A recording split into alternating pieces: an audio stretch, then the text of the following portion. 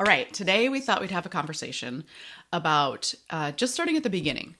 What are the ideas, the things we had internalized, and then the stories we were building a life on, and we didn't even realize it. We had a foundation about what the meaning of love and relationship are that we hadn't questioned. We thought it was a good foundation. Right. But as life went on, we realized the foundation was real wonky. Yeah. And we were 21 when we got married. So some of the foundations that I started out with, some ideas I internalized about sex. And not internalized. It's not this was literally something women pull you aside in church and they're like, hey, just so you know, you're not going to like this. But you have to do it anyway. And this, it's when you get engaged and as you're getting closer to marriage in a really conservative Christian context. I know this happens to Mormons as well. We're not Mormon, but very Mormon adjacent. Mormon adjacent, yeah. And now I look back and realize, a lot of those people are now lesbians.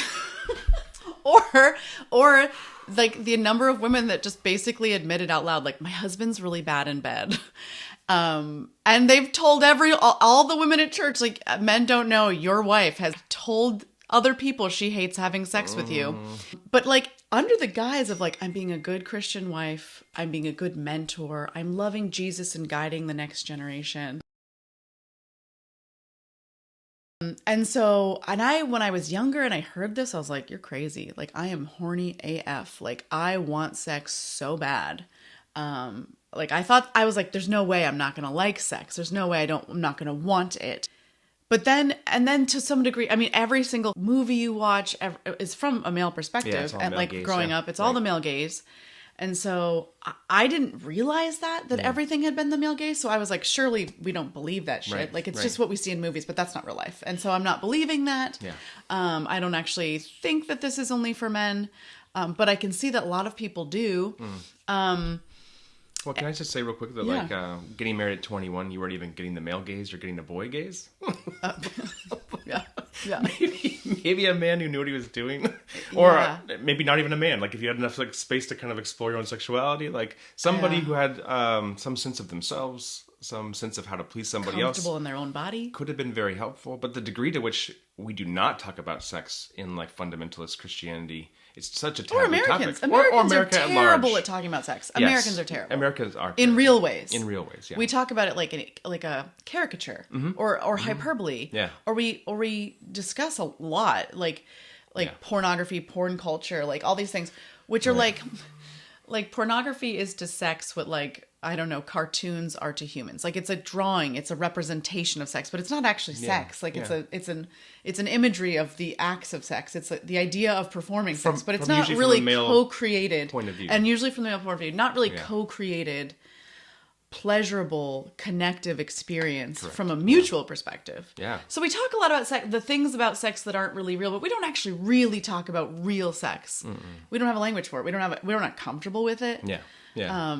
I mean, which is why you can in a rated R movie for the longest time, you could depict a woman going down on a man, but you couldn't depict the opposite. They would actually cut scenes where a woman was perceiving pleasure because it was too explicit. Yeah. And you're like, wait, what? Yeah, we're not doing that. Why is it too explicit if a woman receives pleasure, but it's not if a man receives it? It's a normal activity if a man's receiving it. Yeah. We cut everything about the female experience out. Yeah. And then expected men to know how to relate to a woman. Well, and speaking of that, quite literally, I don't know. I mean, at 21, I didn't know how female pleasure even worked. I think there was a myth that kind of women just don't like this as much as men. So you got that message from women saying, hey, you're probably not going to like this. As a boy, I also got that message that, hey, she might not like this as much as you.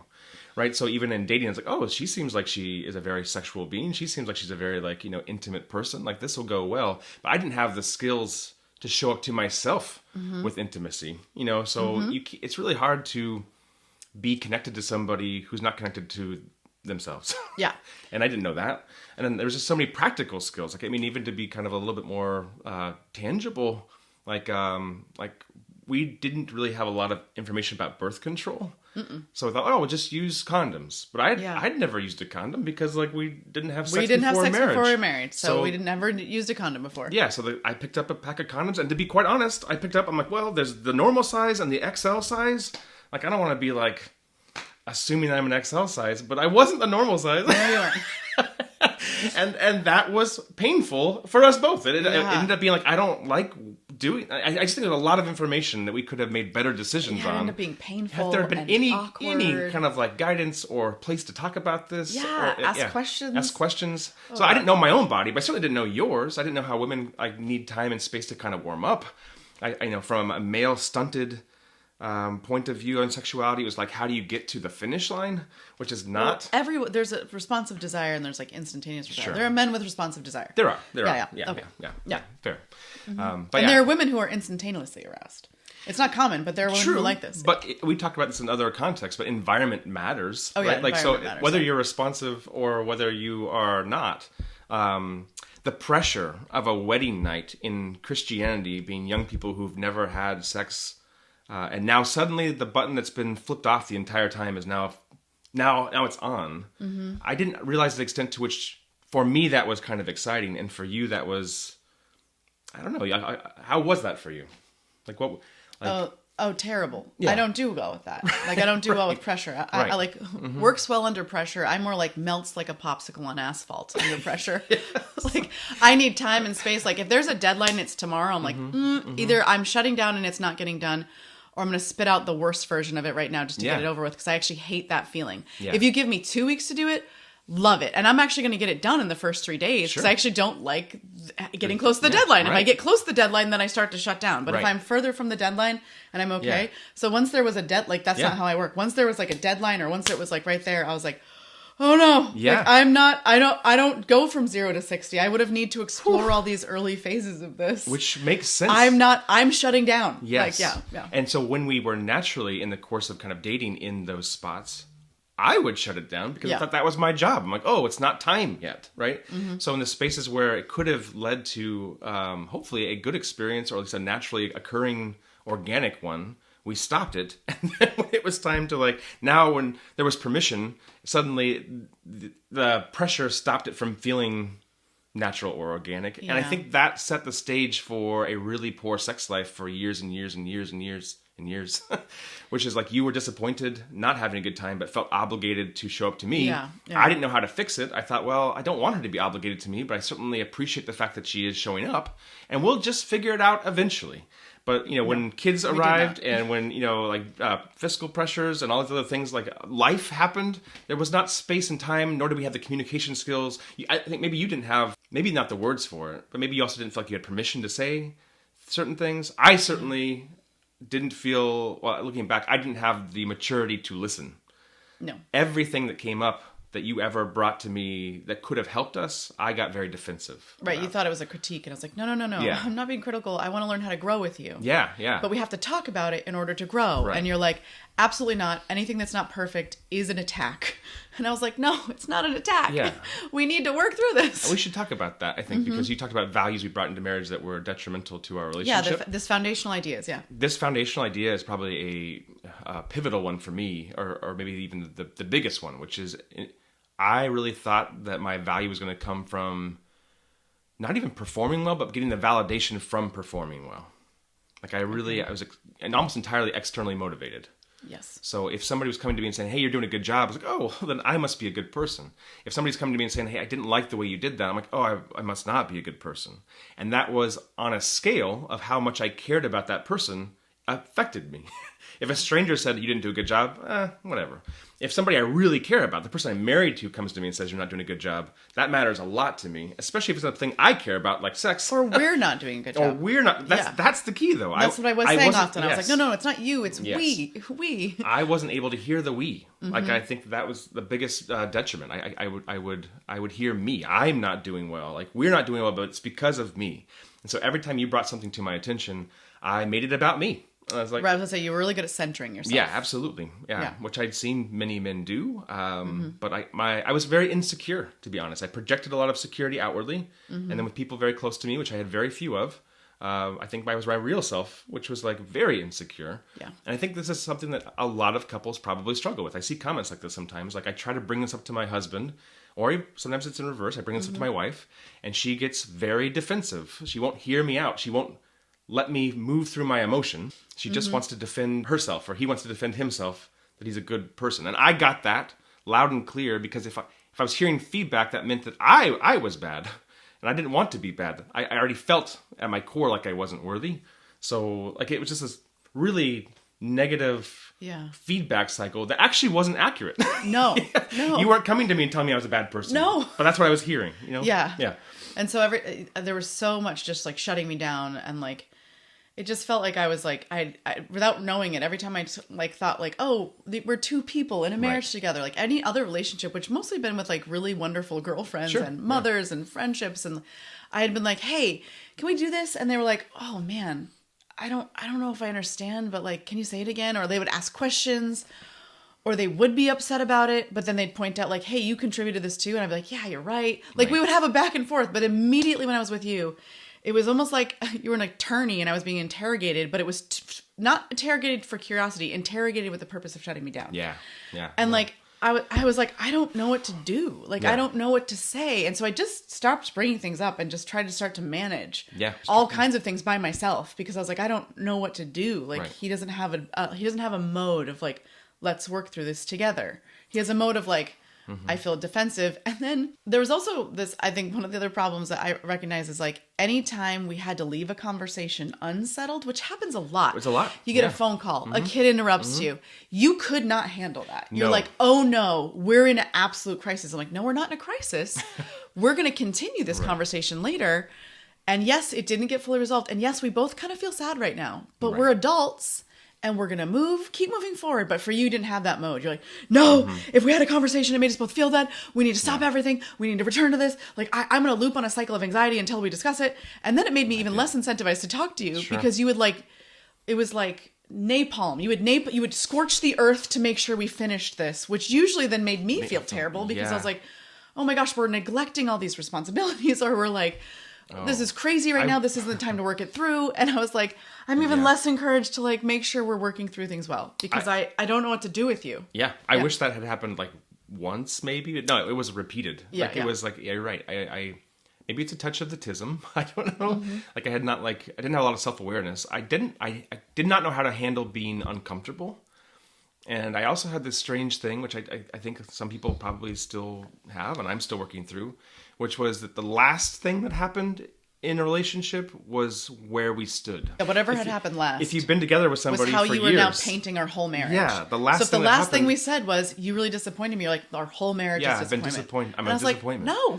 Yeah, no, that's not what I said. I said this particular instance. We ran a whole race and we tripped once. We're still in the race. Right. That's how I would view it. Yeah. My feedback isn't to stop running. Right. Yeah, exactly. Yeah. And I'm still in the agreement with you. I didn't say I'm leaving. We're not going to, like, I didn't say anything and in like that metaphor, I would be like, well, let's fix the tripping. I really care to do well because, again, my performance dictates how I feel about myself and about us. So if I tripped back there on mile 2 and we're running a 5K, stop running, come back here and point out all the ways. Let's look at the concrete. Show me all the ways in which I might have, Did our sneaker do it? Like, just like, let's analyze every single piece of this moment. And I was like, we don't have time to Meanwhile, no one's running, right? Right, And they're also losing the desire to run. Or you were. It's like, shoot me. Please. I want to get out of this race. Yeah. So that was, and I wish I could say that I picked up on that before it hurt you tremendously. I think I only recognized that pattern, even though your body language had been telling me what the pattern was repeatedly, after you started to kind of verbalize a little bit more, but then it happened enough times where you just like really like got super disheartened. And I was like, oh, like the thing that I think I need is hurting her. So either I don't really need that thing and I can reevaluate it, or I do and we're a bad match. And I don't know, I don't know which one it is. Like, but I think we're still working through some of that stuff. I think for me, there were a lot of maturity opportunities in relationship that you brought to me that I didn't see them as opportunities. Like when you were putting boundaries in or saying what you needed, I took those as threats. And I think that's the kind of thing that you might do when you grow up in a household where everything needs to stay calm on the surface, but underneath there's a lot of stress that no one's talking about and neglect. And so I think that illustrated the difference between our own households. Yeah. I grew up in a family of origin that like was very open. In times it was actually really explosive. Like people would just yell at you like, F you, get out of my face. Right. But then we'd come back together later and either apologize or make other reparations. Or realize like, hey, I was having a real bad day earlier, and the other person's like, yeah, I know. I can tell you're having a bad day. Right. And like, but nothing was a secret. We didn't keep secrets. Right. Like And even like when we can see someone having a bad day, like one of my family members would just go into someone else's room and just like, sometimes not even say anything. We did a lot of like, I would just come and sit on my brother's bed. Yeah. And I would look at him and he'd look at me and I would just look at him. And sometimes I'd just stay there. I'm like, what's up with you? Oh. And like, I would just like, and then I would just let it be. Like, he's like, and he's like, and then he would like spill, you know, like, what's up with you? Cause and we just had a culture of that. My mom would do that to me. Like, my little sister would do that to me. Like, hey, are you okay? Like, you don't seem like you're having a good day. Yeah. And you just like had psychological safety to say it because someone noticed you. And so, but it was a culture of noticing. Like, and it wasn't perfect. I'm not saying we were like the Brady Bunch where like by dinner time every problem was solved. That's a huge observation. We've talked about this, but I don't think we've talked about it here before, which is that that culture of being able to both sit in discomfort and read people's nonverbal communication are really key aspects of relationships. Yeah. Which I did not have. Like in our household, there wasn't a single curse word because there wasn't a word at all. So all the discomfort was either shoved down or happened behind closed doors. And so we never really sat with things, which means there was no opportunity to come around and resolve it. Yeah. Right. So that like I just didn't know how to navigate that in our relationship. And so I did. I'm like, well, this conflict's coming up. I assume this must be because things are going poorly. And this matters to me a bunch. So we need to fix it. And we need to fix it right now. Because regardless of anything else is happening. Regardless of everything else. In our day or our lives or our jobs. Yeah.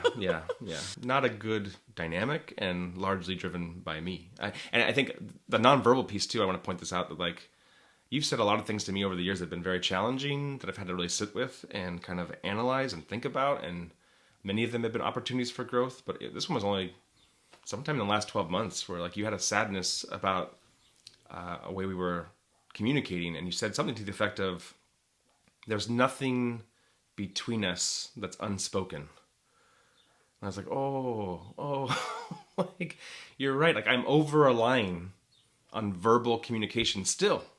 Right. To either feel good about myself, to feel good about us, or to understand what the next step should be. Yeah. And that's still putting a mental labor and load on you that you don't necessarily have the capacity for or the interest in doing sometimes. Yeah. You constantly have to be able to put it in not just words, but the perfect words. Right. Well, yeah. Which was really, I was so bad at that. Because I had grown up in a family like, we express things with anger. Or we express it, we use all these other tools. We express it with words too. Yeah. But there was all these other possibilities for it being known that didn't involve just saying exactly what was going on in your own head. Right. That I didn't know how to put everything I was saying in my own head into words. Yeah. And also I had never been with a person who, or had never like really been socialized to understand how to like almost everything you wanted to hear, or if I was saying it really angry or even like raising my voice or crying while I said it, like, well, you need to calm down before I can really listen to you. Yes. Yeah. And I was like, that was an emotional dysregulation piece. Yeah. I actually only know how to find the words when I'm really feeling this. So like, then I would try to shut myself down emotionally, but then I was like, I'm just tired. I don't want to talk to you. Like I didn't know what to do. Like we just would go in this cycle, in this circle of like, I don't have the perfect words at the perfect time in the perfect language. And then if I do find those things, we might be stuck in the conversation for the sake of your anxiety. Yeah. And I would come back around and I would almost like mandate a soapbox to make sure that my voice was heard, even though you already understood my point of view, usually. I just kept thinking, if I say it a different way, maybe you'll get it the way I want you to get it. But like, no, I get it. No, I've heard you. I've heard you. And so I think we've actually developed a thing now, mostly you've developed it, I think that's helpful, which is sometimes I'll come back around after one of those disagreements and you'll say something to the effect of like, who is this for? Is this for you? He'll come back, like after the discussion's been over for like 20 or 30 minutes, you could tell it's still causing him anxiety. He's like, can I just say one more thing? He'll come find me in a different room while I'm in the middle of something. And I was like, yes, you may say one more thing, but we just need to both acknowledge in this moment that this is for you. Is this for you? Can you acknowledge this is for you? This is for you. This is not for anyone else. Yep, this is for me. Because it used to be, he's like, no, I'm coming back around for you. It's for you. And I was like, oh, brother, it's not us, for me. Right? It's for us, right? It's not for me. Yeah. No, it's true. And I'm fine. I'm like, I understand that in order to feel settled, you might need to say one last word. And it's like, great, I'll receive your last word. Right. Which, is me still working. Oftentimes, the last word I'm saying, again, is not something you didn't already understand. It's not something you hadn't heard. It's not something they're even in disagreement with. It's I feel like, I don't know why. I want to like complete my essay with like final argument. It feels like the persuasive essay is, unless he's got his 5 paragraphs out, Yeah, like the argument is not done. I think I'm getting better though. I Okay. mean, there's all sorts of stuff. I used discussion. to, at every moment of emotional dysregulation, I would come to you, which was incredibly, very overwhelming. Now all the time, I'm like, is there another way to get this need met that doesn't require Jaime? Like, and usually there is, you know. And I think if I'm really being honest with myself, this is something you've probably known forever, but I don't think I knew it. I would oftentimes look for excuses to come find you. So I'm like, at some point I was like, oh look, I shouldn't go find her right now. But I do need to brush my teeth. Right, and she's she in the happens bathroom, to be in the bathroom. So yeah. I'll go brush my teeth. And sometimes that brush the teeth isn't like fake. Like I do need to brush my teeth, but like, you know what else I could do? I could put another toothbrush downstairs. Like you know. Yeah, or she'll be out of the bathroom in 1.5 minutes. Right. So I wasn't being honest with myself. Like I had this emotional dysregulation. I was like, oh, I shouldn't put that on her.